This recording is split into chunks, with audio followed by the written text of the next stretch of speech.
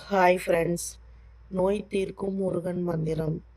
இந்த மந்திரத்தை நம்பிக்கையுடன் மனசு ஒருநிலைப்படுத்தி கேட்டாலோ இல்லைன்னா படித்தாலோ தீராத நோயும் தீரும்.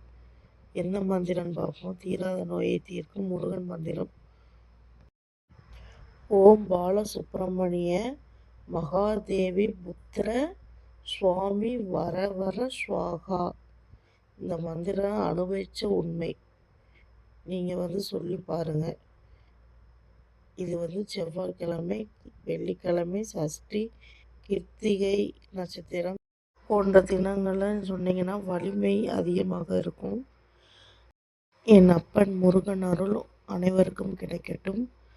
முருகன் உங்களுக்கு பிடித்திருந்தால் லைக் பண்ணுங்கள், கமெண்டில் ஓம் சரவண பவன் போடுங்க.